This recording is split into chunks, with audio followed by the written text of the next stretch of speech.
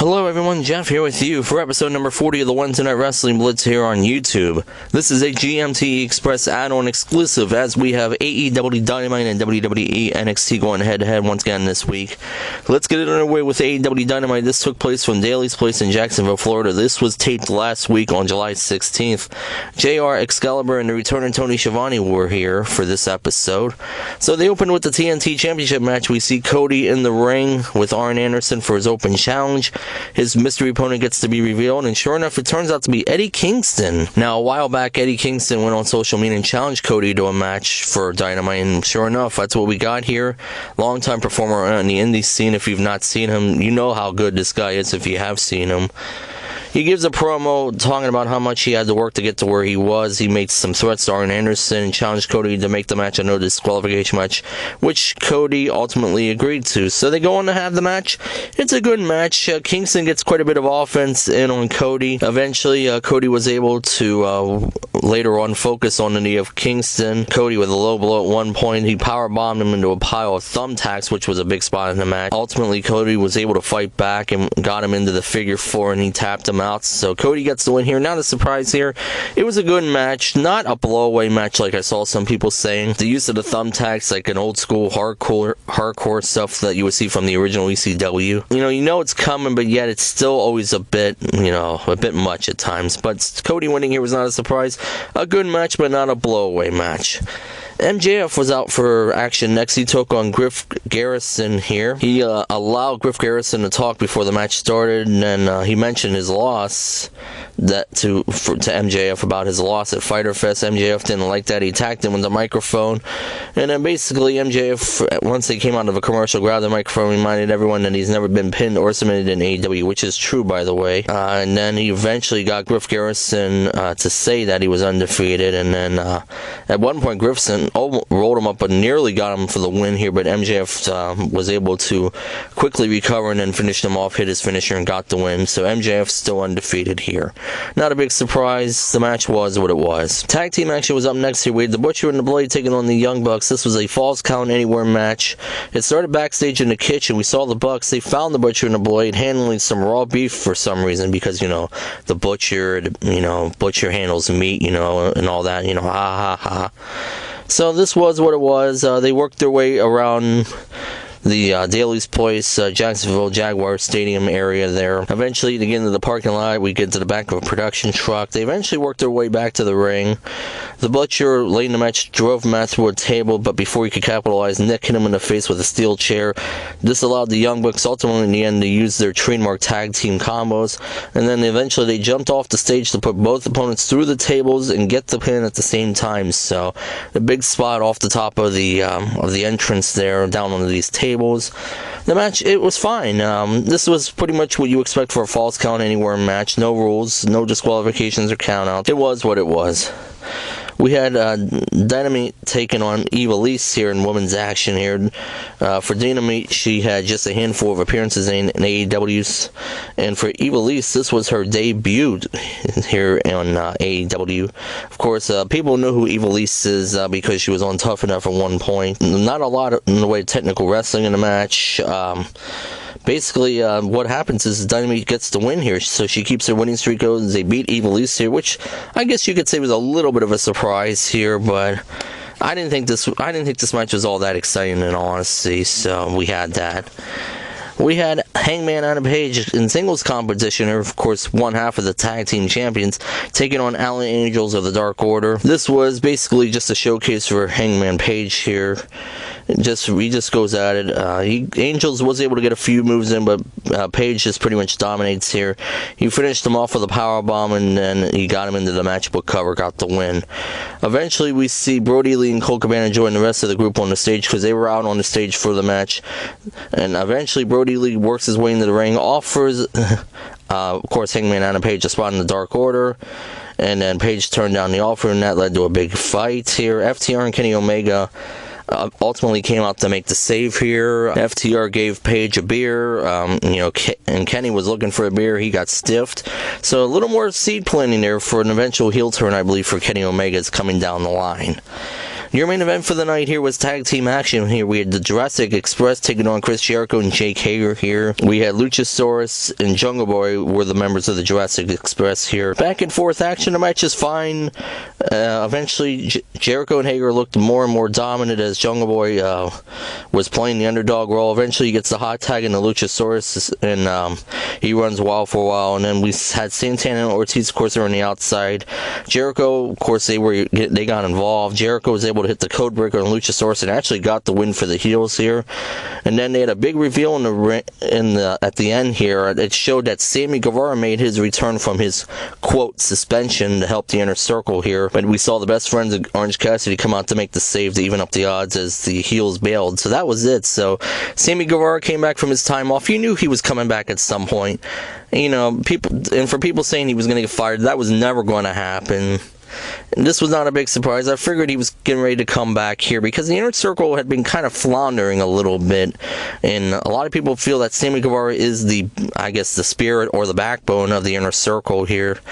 And you knew he was coming back anyway. So that was it. That was AEW Dynamite. It took place from Daly's Place in Jacksonville, Florida. Let's get on to NXT. It took place from Full Sail University. This was taped earlier in the day on Wednesday. Marvin All and Beth Phoenix continued to call the action from their respective homes in California and North Carolina, respectively. Tom Phillips was there in the arena. The show opened with William Regal. We actually saw William Regal for the first time in a while, though this was clearly taped. He was in his home.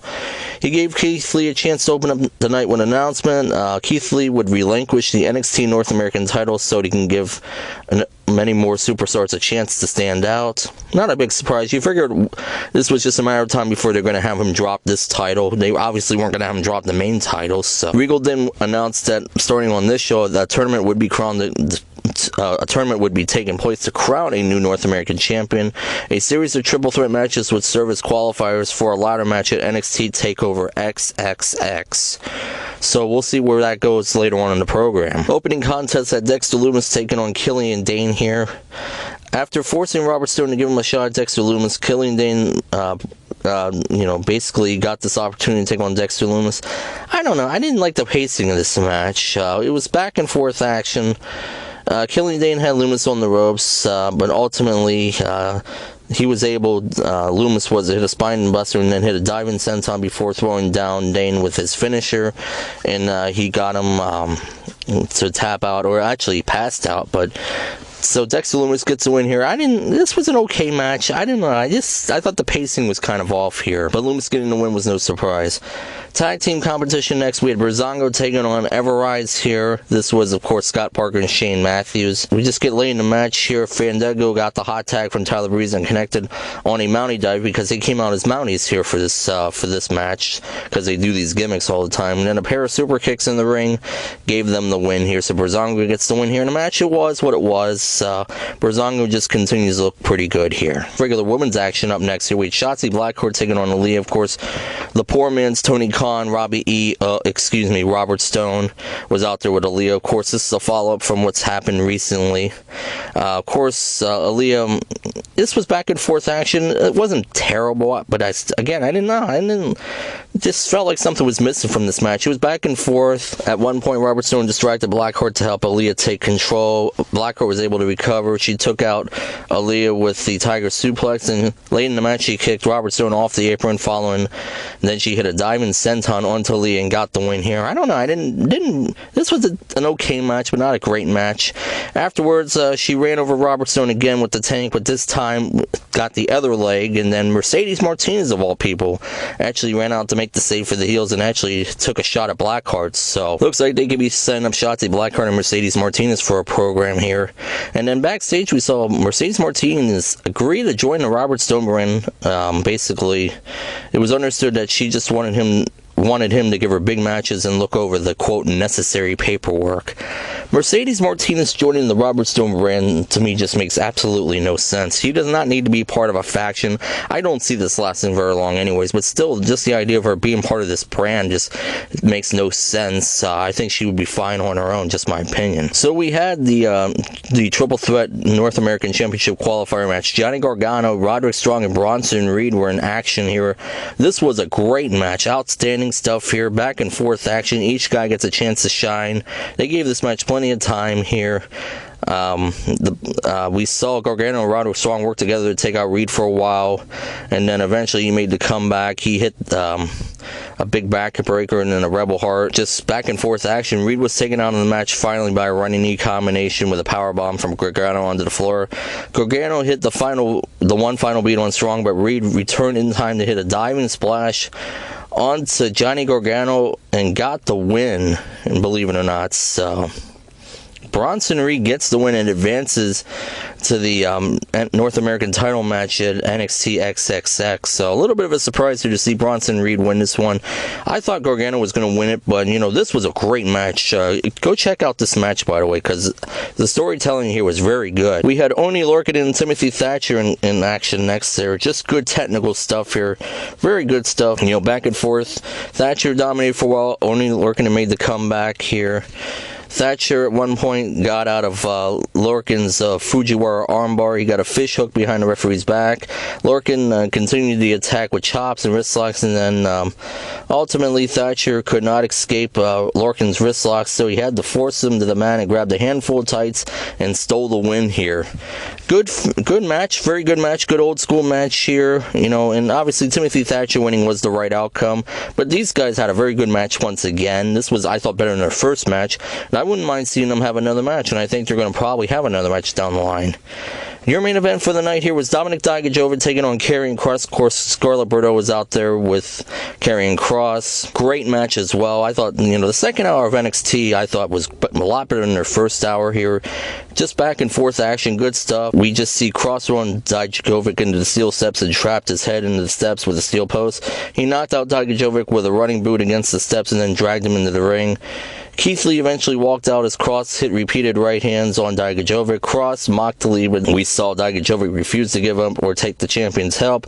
And then finally, he was able to lock in the Kross jack, and he got Dijakovic to submit to it, and that was it. So Karrion Kross getting the win here obviously was the right outcome. Clearly, we're on pace for a Karrion Kross Keith Lee program coming down the line for that title. So that was it. That was NXT that took place on Full Sail University in Winter Park, Florida. Let's go over the ratings real quick here. This week we had AEW Dynamite win big time in viewership and in the demo. AEW Dynamite won it this week with 845,000 viewers, which was up 7% from last week. NXT did 615,000 viewers, which was down 3% for last week. So AEW won by 37%. It was their second largest win of the season so far in 2020.